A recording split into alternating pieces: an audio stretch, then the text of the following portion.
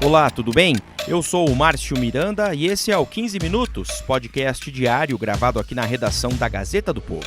Infelizmente, a responsabilidade do ex-presidente Lula é bastante elevada, ocupava o grau de máximo dirigente da nação brasileira. O que havia era expectativa de que se comportasse em conformidade com o direito, mais do que se comportasse em conformidade com o direito, que coibisse ilicitudes, e ao revés disso, o que se verifica nesses casos é uma participação e uma responsabilização pela prática dos diversos atos de corrupção. Vamos falar do caso envolvendo o ex-presidente Lula. A 8ª turma do Tribunal Regional Federal da 4ª Região manteve por unanimidade a condenação do ex-presidente no caso lá do sítio em Atibaia. Foram 3-0. Não só foi mantida a condenação, como a pena aumentou para 17 anos, 1 mês e 10 dias de prisão em regime fechado. Na linha comigo aqui a Kelly Cadanos, editora de República da Gazeta lá em Brasília. Ela que acompanhou também esse julgamento vai nos trazer aqui algumas explicações. Por exemplo, Kelly, não tinha aquela decisão do Supremo Tribunal Federal que anulou condenações da Lava Jato com base naquele entendimento das delações, né, que o réu delatado deveria falar depois do delator? Não foram anuladas sentenças que eram parecidas com essa do caso do ex-presidente Lula na primeira instância, Kelly? É exatamente isso, viu, Márcio? O STF ele anulou 2 sentenças da Operação Lava Jato por entender que réus delatores devem apresentar alegações finais antes dos réus delatados. O processo referente ao sítio em Atibaia é um dos casos que a gente até destacou em um levantamento que a Gazeta do Povo fez, que é idêntico a esses 2 casos. A defesa pediu já em primeira instância para ser ouvida só depois dos delatores, e não foi atendida em primeira instância, e agora também não foi atendida em segunda instância. O próprio Ministério Público Federal, em segunda instância, chegou a pedir para que o TRF anulasse a sentença da juíza Gabriela Hardit e que o processo fosse retomado a partir dessa fase de alegações finais em primeira instância. Mas na semana passada, o próprio Ministério Público voltou atrás desse pedido e na sessão dessa semana o TRF resolveu dar de ombros para essa questão, né? Eles alegaram que não houve prejuízo para a defesa do ex-presidente Lula e por isso mantiveram a ordem de entrega das alegações finais, tal como aconteceu no processo, ignorando a decisão do Supremo Tribunal Federal, né? Concluo que, ao fundamentar as condenações na sentença, a juíza jamais se utilizou das alegações finais apresentadas pelos réus colaboradores. Estamos a discutir, portanto, um suposto prejuízo abstrato que não chegou a se materializar no plano dos fatos, na realidade do processo penal em questão. As alegações dos colaboradores sequer repercutiram no juízo condenatório, não tendo ocorrido prejuízo concreto. E além disso, além de não ter nenhum prejuízo, né, com a inversão dessa ordem, os desembargadores também alegaram que o julgamento no Supremo Tribunal Federal ainda não terminou, o que tecnicamente é verdade. Já há uma maioria formada no Supremo para que esse entendimento seja adotado, mas ainda falta modular essa decisão, definir qual vai ser o alcance dessa decisão. E isso ainda não aconteceu e, portanto, ainda não tem um acórdão desse julgamento do Supremo, e isso foi usado como argumento pelos desembargadores do TRF para não enfrentar essa questão e para negar o pedido da defesa do Lula para anular a sentença em primeira instância. Mas dá para imaginar que, uma vez que a defesa do ex-presidente vá recorrer ao Supremo, o STF venha a anular essa condenação mantida pelo Tribunal Regional Federal da 4ª Região? Sim, Márcio, dá para imaginar isso sim, porque, como eu mencionei, esse caso do sítio em Atibaia é idêntico aos casos do Aldemir Bendini, ex-presidente da Petrobras, e Márcio de Almeida Ferreira, ex-gerente da estatal, que foram anulados na segunda turma e no plenário do Supremo Tribunal Federal. O argumento é o mesmo, o pedido das defesas foi o mesmo no mesmo momento. Então, o pedido é muito parecido, portanto, há sim chance do Supremo anular essa sentença quando o recurso chegar lá. Só que aí tem um detalhe, até esse recurso chegar ao Supremo pode demorar. A gente lembra que o processo do triplex, por exemplo, o ex-presidente já até saiu da prisão, já cumpriu 1/6 da pena, poderia ter ido para o regime semiaberto se não fosse a decisão da STF sobre a prisão em segunda instância, e o caso sequer chegou ainda a ser julgado, analisado pelos ministros do STF, falta ainda esse recurso na Suprema Corte. Então, esse tempo todo pode, inclusive, atrapalhar, pode fazer com que parte desses crimes pelos quais Lula foi condenado em segunda instância nessa semana prescrevam e que o petista deixe de ser punido por causa disso, por causa dessa decisão. Se o caso tivesse sido retomado já até a primeira instância, esse tempo seria menor, né? Esse tempo até que o caso fosse eventualmente analisado pelo STF, até porque não teria mais essa nulidade.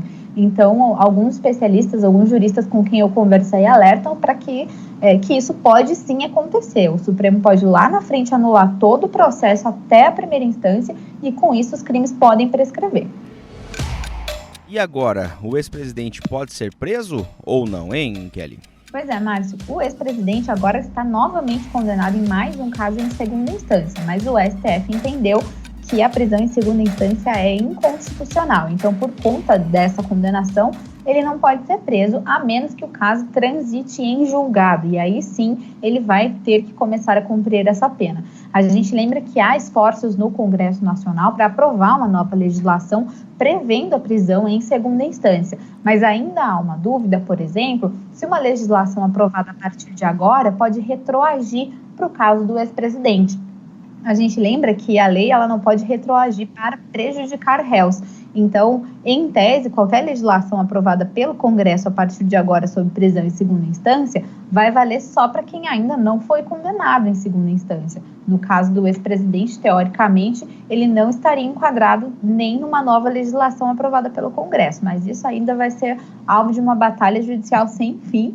A gente não tem como cravar essa informação, mas teoricamente, a princípio, por enquanto, ele ainda não volta para a cadeia por conta dessa nova condenação em segunda instância. De qualquer modo, senhor presidente, o plenário do Supremo Tribunal Federal extraiu da Constituição o impedimento à prisão enquanto não esgotado todos os recursos, quaisquer que sejam, de modo que deixa de determinar de imediato a prisão para cumprimento das penas, como vinha fazendo até agora, sem prejuízo de que esta se dê assim que revista a orientação superior ou que alterado o parâmetro normativo que invoca para se amparar.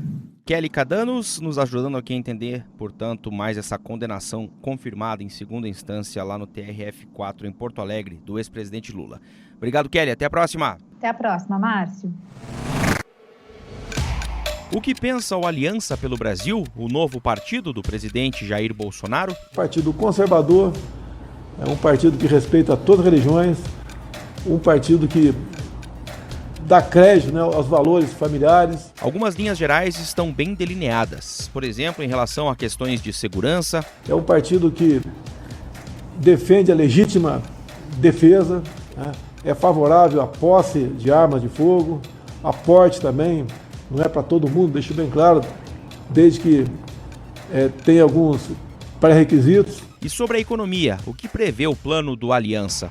É um partido que quer o livre comércio com o mundo todo, sem o viés ideológico. As diretrizes da nova legenda que o presidente e os aliados tentam criar são tema a partir de agora no episódio de hoje do podcast 15 Minutos. A nossa bandeira jamais será vermelha. A nossa bandeira jamais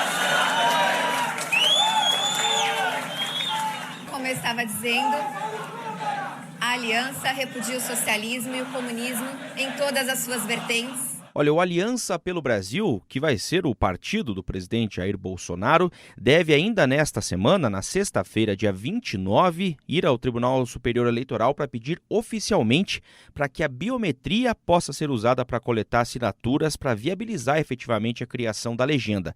Lembrando que são necessárias cerca de 500 mil assinaturas em 9 estados.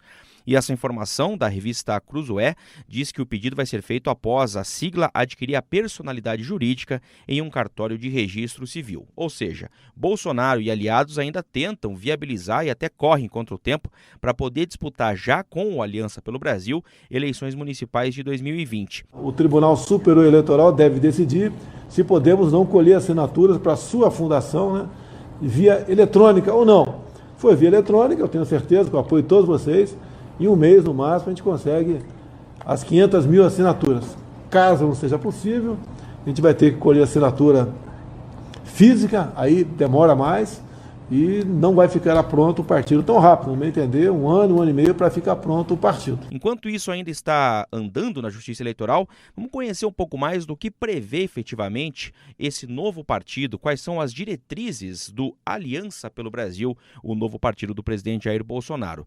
Quem conversa comigo aqui no 15 Minutos é o Olavo Soares, ele que é repórter da Gazeta do Povo em Brasília, que inclusive acompanhou nos últimos dias aí este assunto. Olavo, o que prevê exatamente o discurso que está colocado, né, no texto, no documento das diretrizes do Aliança pelo Brasil?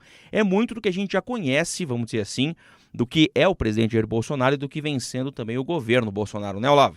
Você colocou muito bem, né? O Aliança pelo Brasil, ele é um partido que ele nasce com um discurso muito bem consolidado. É um partido que não vai surpreender ninguém, digamos assim, né? Ele vai seguir a linha que o Bolsonaro adotou ao longo de toda a vida pública dele e também tem adotado nesses 10 meses, 11 meses de mandato como presidente da República. Em linhas gerais, o Aliança pelo Brasil, ele está trabalhando com 4 grandes princípios, que são o respeito a Deus e à religião, o respeito à memória, à identidade e à cultura do povo brasileiro, a defesa da vida e a garantia da ordem, da representação política e da segurança. Então, o que isso quer dizer na prática?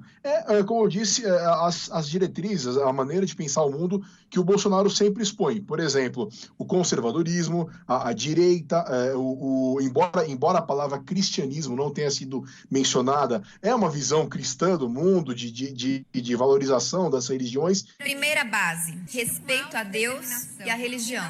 E a ótica de defesa da família que o Bolsonaro e os seus aliados sempre colocam, né? Da família tradicional, da família convencional, o repúdio ao aborto, por exemplo. Isso é muito forte. Um outro campo também, que até, como você mencionou, eu estava na cerimônia de lançamento do partido, foi uma hora que chamou a atenção dos presentes, que o Aliança ele vai ter como diretriz, uma das diretrizes fundamentais também do partido, o combate ao que eles chamam de ideologias nefastas. Como o socialismo, o comunismo, o nazifascismo e o globalismo. Comunismo, a gente sabe bem o que é o comunismo, né, da doutrina idealizada por Karl Marx, enfim, que teve na União Soviética e no leste europeu, até hoje em Cuba, na Coreia do Norte, que a gente sabe muito bem que é uma das coisas que a direita brasileira mais repudia, mais contesta. Mas a questão do globalismo, que também rendeu muitos aplausos e muita alegria dos presentes em repudiar o globalismo é aquela ideia de que existe no mundo hoje uma vertente de pensamento de enfraquecimento da soberania nacional, né?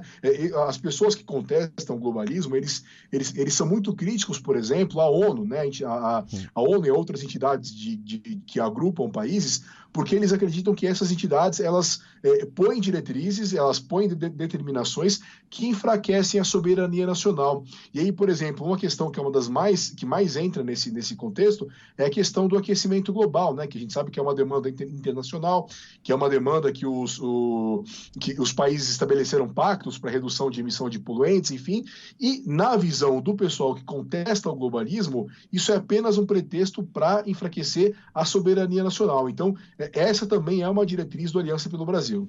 E essa questão do antiglobalismo já teve, inclusive, algumas vezes em discursos e na fala e na ideologia do próprio ministro das Relações Exteriores, né, do Ernesto Araújo. O globalismo se constitui no ódio, através das suas várias ramificações ideológicas e seus instrumentos contrários à nação, contrários à natureza humana e contrários ao próprio nascimento humano. Com certeza, dele e do deputado Eduardo Bolsonaro, filho do Bolsonaro, que é o presidente da Comissão de Relações Exteriores da Câmara, né? Sim. O Eduardo, a gente se lembra que ele teve e tem uma ligação muito grande com o Donald Trump e com as pessoas que apoiaram e apoiam o Donald Trump, em que, nesse grupo também de pessoas, o combate ao globalismo é um discurso muito constante. Pois é, vamos acompanhar então os próximos passos, lembrando para a gente finalizar que, como eu disse no começo da conversa, a coleta de assinaturas tem que correr contra o tempo, caso o partido queira funcionar já, vamos dizer assim, para a eleição municipal do ano que vem, né, Olavo? Exato, eles têm que estar prontos até abril do ano que vem, o que seria um recorde, né, para eles poderem disputar eleições municipais. Pois é, são cerca de 500 mil assinaturas em 9 estados diferentes, isso que é importante também. Olavo Soares, repórter de República da Gazeta em Brasília. Obrigado, Olavo, até a próxima. Eu agradeço, um abraço e até a próxima.